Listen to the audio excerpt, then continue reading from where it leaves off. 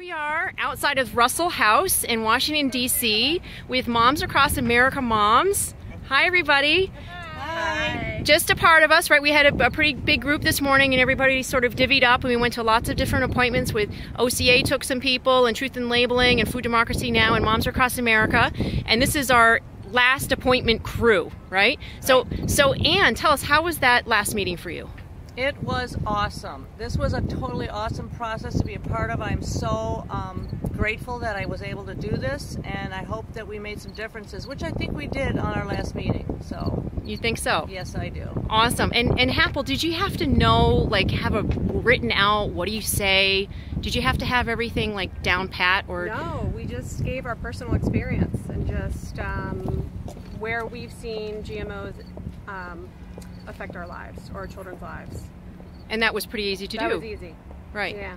And Amber, you were very effective when you sort of keyed into what that state had going on with their economy and their agriculture and all that. So what had you sort of think those things up, or what was the reasoning behind that?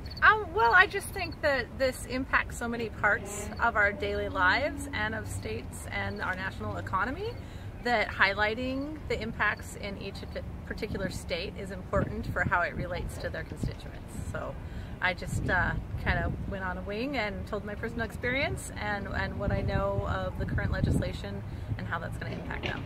That was great. That was very effective. I also love that you shared your background. Can you share a little bit of your background around food? Sure. I'm a chef. I have a culinary degree. I was a USDA Child Care Food Program Manager. I also was a manager for the Alaska Pioneer Homes and worked with Sodexo and large corporate food companies that are feeding most of our elderly and prisons, and just a very institutionalized type of food. I've also worked a lot in small producers, organic and vegan companies on the West Coast. And I've been a auditor also for Safeway and organic chains. So I know what is driving consumers purchasing, and I know how it impacts the end users, and I know how much legislation decisions also impact these programs that are feeding our nation. Wow. So that background really had the senator's aides listen in a whole different way. And that was really exciting that you came with us and you made the effort to come all the way from... I came from Seattle today. From Washington all the way across the country. Yes, representing Oregon, Washington, and Alaska. I also did pop in and see a few of their senators and bring them materials that I wasn't able to get meetings with.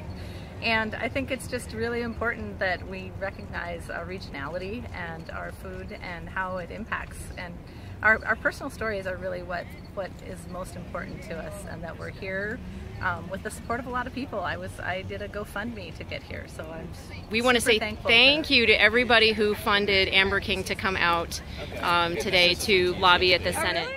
My name's Heather. I came from St. Louis, Missouri, and the experience was amazing. I was really nervous and excited, but mostly nervous. I wasn't sure what to expect. It's my first time lobbying, and so I didn't know what was going to happen. I thought that there was going to be a lot more people in one room at one time, so it wasn't as overwhelming as I thought it was going to be, and it was really empowering being able to tell my story and to hear other people's stories, and also just to watch the representatives respond to our stories. Most of them were very accepting and taking of what we had to say, and some of them were a little bit more closed-minded to the subject. But it was still a really powerful experience. That's awesome. Thank you for coming all this way and for being a part of the group. And I just have to say it was a pleasure to be with all of you. Thank you so much. Thank you. Take care.